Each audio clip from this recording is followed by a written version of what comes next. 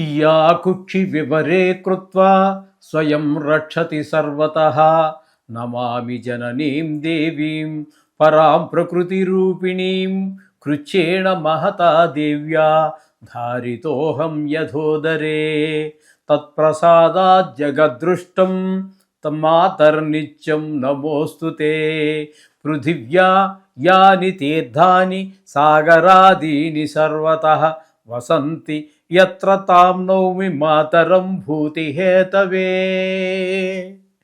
మాతృదేవో భవ పితృదేవో భవ. వృశ్చిక రాశి వారికి ఫిబ్రవరి నెల 2026వ సంవత్సరంలో గోచార ఫలితాలు ఏ విధంగా ఉంటాయి అనేటటువంటిది సశాస్త్రీయమైన పద్ధతిలో తెలుసుకునే ప్రయత్నం చేద్దాము. ఇక్కడ ఈ వృశ్చిక రాశి వారికి తృతీయ స్థానంలో 4 గ్రహాల సంచారం జరుగుతోంది. ఇవి నెల పూర్తిగా అక్కడ ఉండకనే సంక్రమణం చెంది చతుర్థ స్థానమైనటువంటి కుంభంలో ప్రవేశిస్తాయి.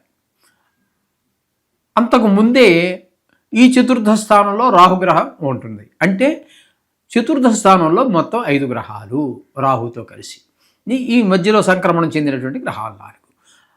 వాటి గురించి మనం ఇప్పుడు తెలుసుకునే ప్రయత్నం చేద్దాం.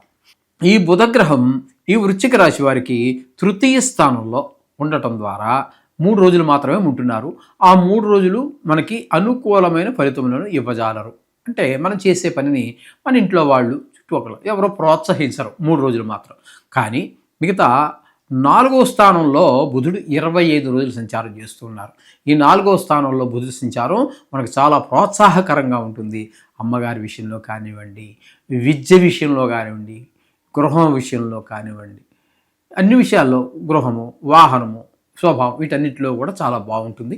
ఇక్కడ మీకు ఈ గృహం అమ్మాలన్నా అనుకూలంగా ఉంటుంది, కొనాలన్నా అనుకూలంగా ఉంటుంది, భూమి కొనాలన్నా అనుకూలం, అమ్మాలన్నా అనుకూలం. అలాగే వాహనం పాతదైపోయిందో లేకపోతే ఆర్థికమైన పరిస్థితుల గురించో లేకపోతే ఆ వాహనం మనకి సెట్ అవ్వదు, కొంచెం పెద్దది హైట్ ఎక్కువ అవడం తక్కువ అవడం, తద్వారా అమ్మేయాలనుకున్నారు, దానికి కూడా మంచి ధర పలిగేటటువంటి అవకాశం ఉంది.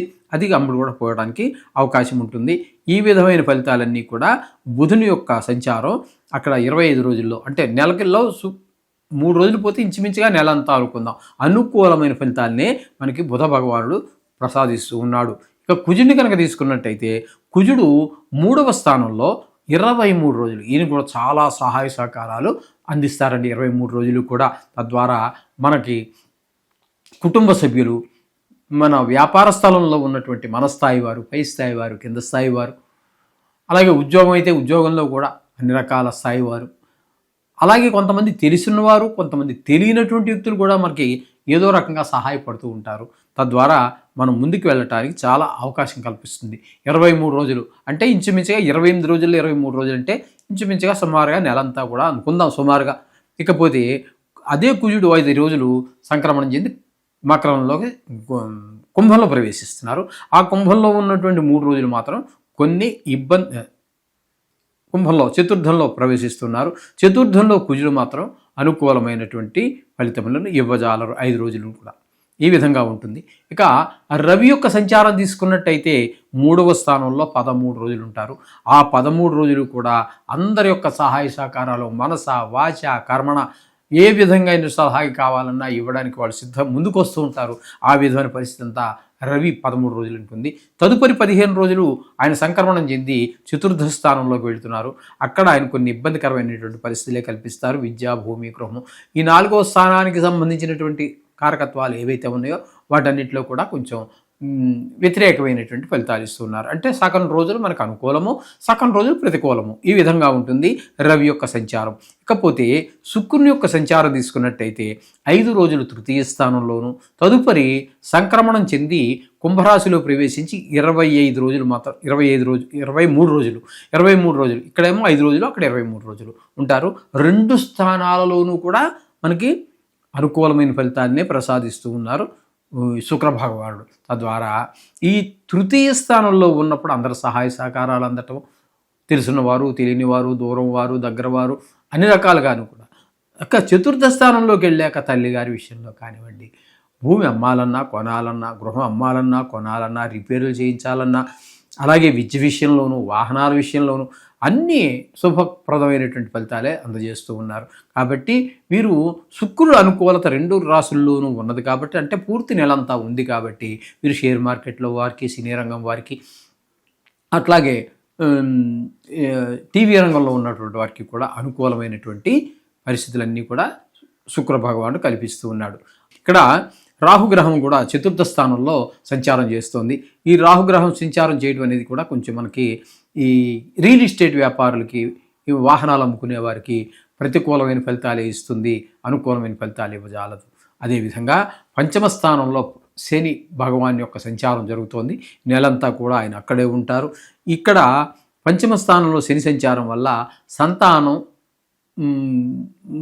చదువులో ముందుకు వెళ్ళలేకపోవటం, అలాగే గాయాలు తగిలించుకోవటం, చెడు స్నేహాలు ఇత్యాదులకు అవకాశం ఉంది. దాన్ని గ్రహించుకోగలరు. అట్లాగే ఇక్కడ అష్టమ స్థానంలో గురువు యొక్క సంచారం జరుగుతోంది. అష్టమ స్థానంలో గురు సంచారం శుభ ఫలితములను ఇవ్వజాలదు. ఏవో పెద్ద దుఃఖాలు రావటం, అవమానాలు, అలాగే పరాభవాలు, ధన నష్టం జరగటము, కొన్ని చెడు వార్తలు వినటము, ఇట్లాంటివన్నీ కూడా గురువు యొక్క అష్టమ స్థాన సంచారం వల్ల కలుగుతూ ఉన్నాయి. ఇకపోతే దశమ స్థానంలో కేతుగ్రహ సంచారం దశమ స్థానంలో ఉండటం ద్వారా వృత్తిపరమైనటువంటి, ఉద్యోగపరమైన ఈ విధంగా అన్నిట్లో కూడా అవరోధాలు ఏర్పడుతూ ఉంటాయి. అలాగే కొంచెం చెడ్డ పేరు వచ్చేటువంటి అవకాశం కూడా మనకి గోచరిస్తూ ఉంది ఈ దశమ స్థానంలో కేతుగ్రహ సంచారం వల్ల. మొత్తంగా చెప్పుకోవాలి అన్నట్టయితే ఇక్కడ ఈ 4 గ్రహాలు ఏవైతే తృతీయంలో సంచారం చేస్తూ ఉన్నాయో, అంటే శుక్రుడు ఒక 5 రోజులు, రవి ఒక 13 రోజులు, కుజుడు ఒక 23 రోజులు, బుధుడు 3 రోజులు, ఇంతవరకే మనకి అనుకూలమైన ఫలితాలు ఇస్తూ ఉన్నాయి. శుక్రుడు మాత్రం పూర్తి అనుకూలాన్ని 5 రోజులే కాదండి, అంటే తృతీయంలో ఉన్న 5 రోజులు, చతుర్థంలో ఉన్నటువంటి 23. శుక్రగ్రహం ఒక్కటి మాత్రము నెల మొత్తం శుభ ఫలితాలు ఇస్తూ ఉన్నది. కానీ మిగతా గ్రహాలన్నీ కూడా ఎక్కువ కాలం ఒకే రాశిలో సంచరించేటటువంటి రాహువు కానీ, శని కానీ, గురువు గారు కానీ, కేతు గ్రహం కానీ, అలాగే మిగతా గ్రహాలన్నీ కూడా చాలా పార్షియల్గా, అంటే కొంత పాక్షికంగా ఉపయోగపడాల్సిందే, కానీ మిగతావి ఏవి కూడా మనకి ఉపయోగపడటం లేదు. ఇది గమనించగలరు. చేత మొత్తం చాలా ఎక్కువ గ్రహాలు ప్రతికూలత ఉన్నటువంటిది ఈ వృశ్చిక రాశి వారికి. కాబట్టి మీరు ఖచ్చితంగా ఏ ఒక్కరోజు మిస్ కాకుండా మీరు నవగ్రహ జపం చేసుకోండి.